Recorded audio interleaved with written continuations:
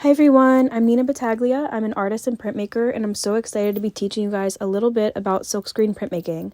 I'm sorry we didn't end up video chatting Friday. There was a power outage all over Youngstown, but no worries, getting it done now. Also, kind of worked out because I was so sick last week, so I'm getting a little better. Just a cold. It's all good.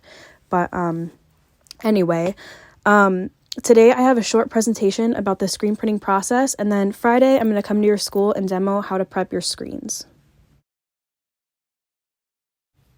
So a little bit about me. I'm an artist and educator with a background in print media and ceramics, but I like to make all kinds of art. I teach at the Medici Museum, the JCC of Youngstown, and the TCESC STEAM program. I teach many different art classes such as printmaking, ceramics, sculpture, drawing, painting, collage, glass fusing, and mosaics, and I teach all ages. I've taught different types of printmaking to many ages, and some people have heard of it and some people haven't, so I'm just going to explain what it is in case you haven't heard of it. Printmaking is an artistic process based on the principle of transferring images from a matrix onto another surface, most often paper or fabric. A matrix is essentially a template and can be made of various materials. A design is created on the matrix by working its surface with either tools or chemicals. It is then inked in order to transfer the image onto the desired surface. To print from a matrix requires the application of controlled pressure. One of the great benefits of printmaking is that multiple impressions of the same design can be printed from a single matrix.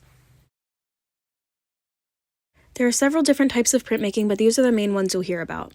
There's relief, where you carve into a block and the surface area holds the ink. There's intaglio, where you use tools and acid to create small marks in a metal plate, and the second areas hold the ink. There's lithography, where you draw onto a stone and apply chemicals to create your matrix. And then there's silkscreen printing, and it's also known as screen printing or serigraphy when you're printing on paper. This process involves creating a stencil on a mesh screen and forcing the ink through the stencil to create an image. So let's get a little deeper into the screen printing process. Here's the supply list for screen printing. We'll talk more about these supplies and what they're used for, but for prepping your screen, you'll need silk screens, emulsion, a scoop coater, spatula, your image transparency, a light table, sink and hose, and tape. And then for printing, you'll need your prep screen, paper, ink, transparency ink, containers, spatula, squeegee, and then a sponge and a bucket of water. Most importantly, you'll need a silk screen. A printing screen consists of a fine mesh fabric that is tightly stretched and attached to a metal or wooden frame. There are different mesh counts, such as 110, 156, 200, or 250. A 110 mesh, for example, has 110 threads crossing per square inch. The higher the mesh count, the finer the threads and the holes are in the screen. Ink is able to pass through the tiny holes in the screen. To block off certain areas and print an image, you have to create a stencil. To create your stencil, you first have to create your image. Once you have an idea for your print, you can create your drawing digitally and print it out with an inkjet printer on a sheet of transparency paper, or you can draw directly onto the transparency paper with an opaque black paint marker.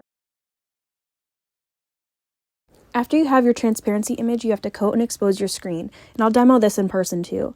So a stencil is created on the screen by applying a thin layer of light-sensitive emulsion with a scoop coater, letting that dry in the dark, and then blocking out an area of the screen with an opaque image as the rest of the screen is exposed to light in a vacuum exposure unit. What was blocked out can then be washed out with water, leaving a stenciled image. Once dry, you will want to tape off any areas where the screen didn't get coated with emulsion so the ink stays in the well of the screen as you're printing. Now that you've prepped your screen, you can print. The stencil blocks the printing ink from passing through the screen. The ink that passes through forms the printed image.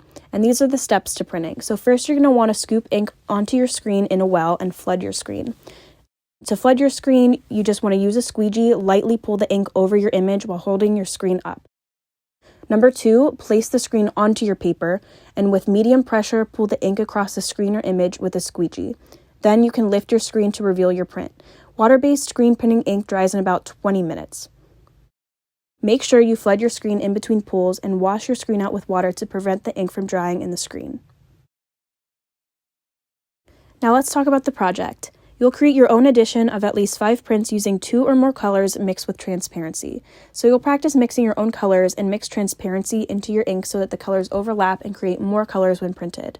First, sketch a few ideas for your print and create your transparency image. You can create an abstract or representational image, and the colors can be aligned or random. Next, prep your screen, coat with emulsion, and burn your image into it. After that, mix your colors. Make sure that you add some transparency ink into your colors that you mix, and then you can print. Once you're finished printing, sign and collate your prints in pencil. I can talk a little bit more about this when I come, but in printmaking, you always want to sign your prints with pencil. Here's an example of a print that I did in school. It's a 3-layer, 3-ink, but multicolor print achieved by mixing some transparency into my inks. The pure color inks I used were pink, blue, and yellow, and the secondary colors you see were achieved by overlapping the primary colors. In this slide, you can see the color broken down. When I recreated this print digitally, I tried matching up the colors to the original print by making them transparent, and that's how I got the percentages.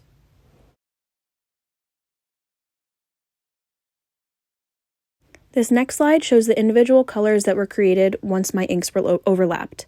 In the first image, we have orange, in the second, we have green, and in the third, we have purple. I used 3 colors of ink in this print, but you only have to use 2 for your own projects. If you want to use more than 2, feel free. Here are some examples of prints that are somewhat aligned, and you can see the transparency in the inks creates an additional color.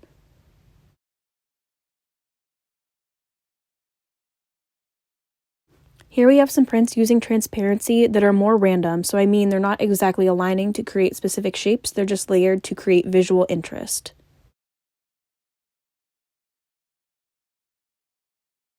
I wanted to add this last example because it's an abstract organic shape composition that uses the same colors I use with similar transparency. Your prints can be abstract like this, or you can make something more on the realistic or representational side.